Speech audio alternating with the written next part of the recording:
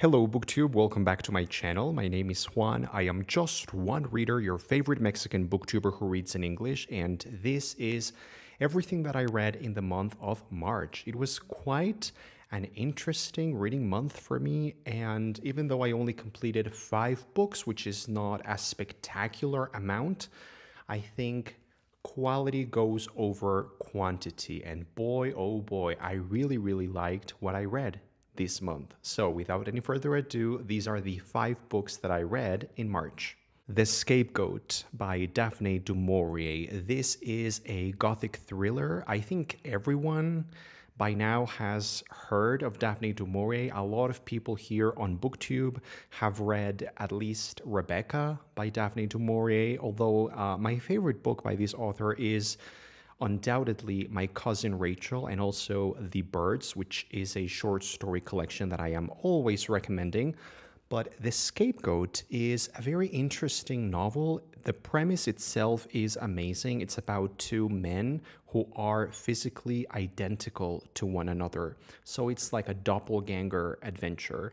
And one of them they both swap lives, and shenanigans ensue. There's a lot of mysteries. There's a lot of interesting things in this book.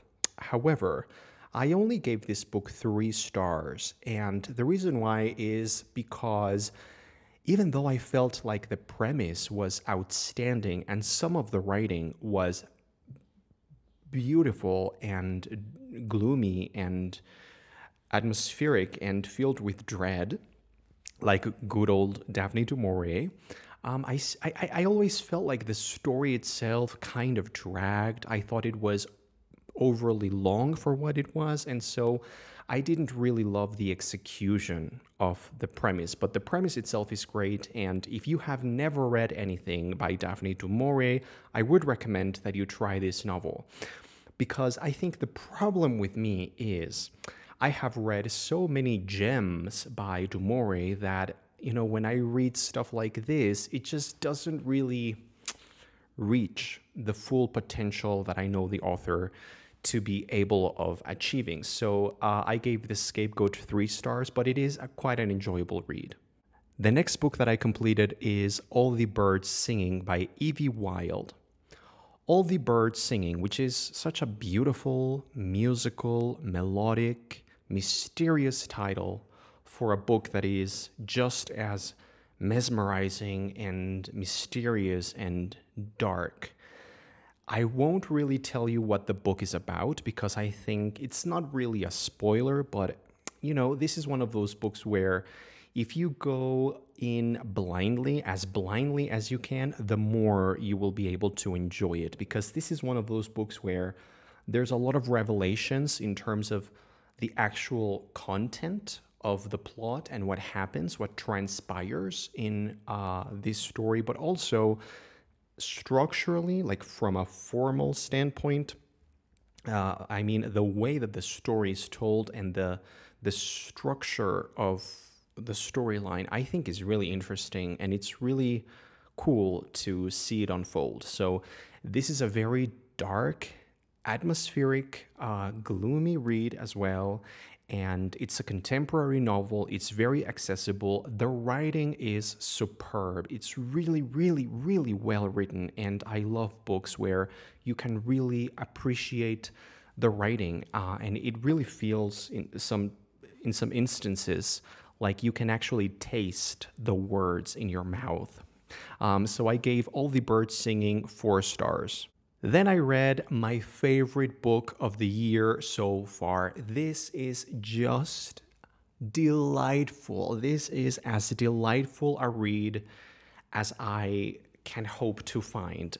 This is The Word is Murder by Anthony Horowitz.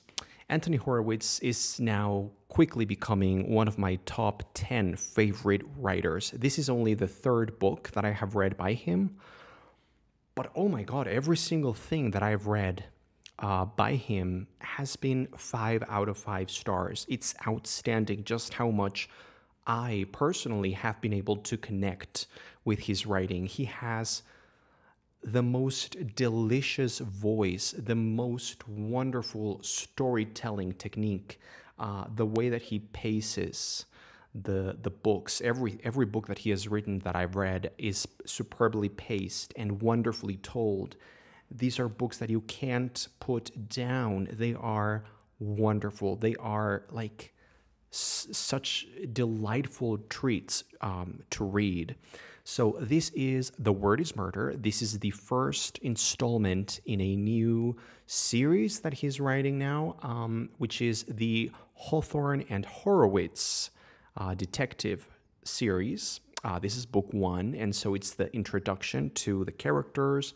We have a detective, Hawthorne, and the other character who is really the sidekick, but also the narrator, is Anthony Horowitz himself. That's right.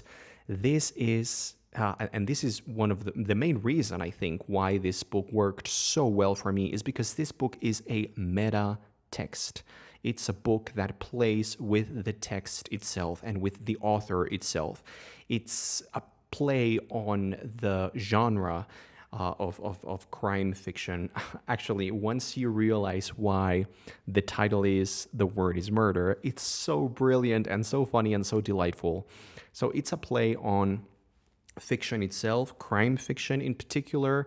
It's, I think it's the only book that I can think of that I've ever read where the protagonist is the author himself, Anthony Horowitz. It's just such a delightful book. It's a murder mystery.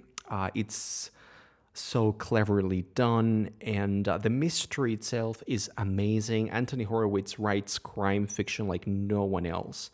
And the way that the book is so playful, I know I've said the word playful like 1,000 times, but really that's the best adjective that I can think of to sum up what this book is. It's playful, it's funny, it's so wonderful, and more than anything else, this is just a very personal book for me. Like, it's one of those books where I just feel like it's a me kind of book, So I gave The Word is Murder 5 out of 5 stars. And then the last 2 books that I want to mention in this wrap-up are the first 2 books in the Age of Madness trilogy by Joe Abercrombie.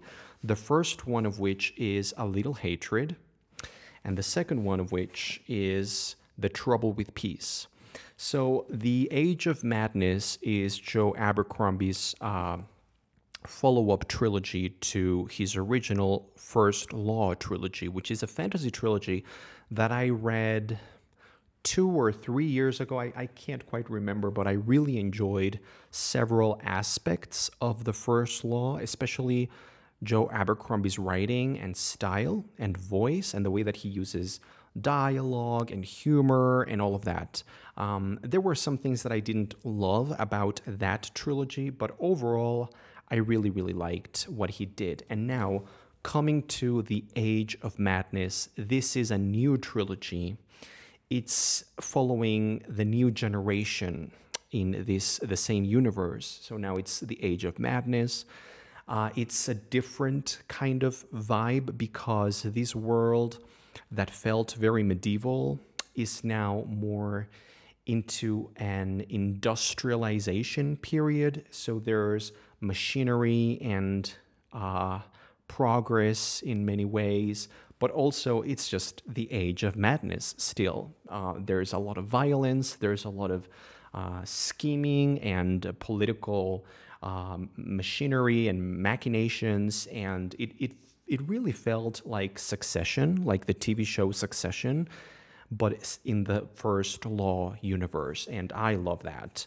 I do think that A Little Hatred, book 1, was a little better.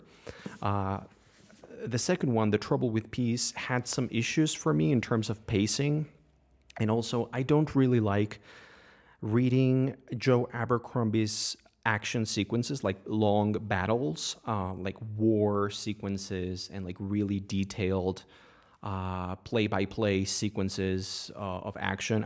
I'm not that kind of reader. I get easily bored and easily distracted by that kind of cinematic take on battles specifically. And in book 2, There's a big battle sequence that I was kind of confused by, and also there's a chunk of this book leading up to that battle that I felt was a little dry and just a little boring.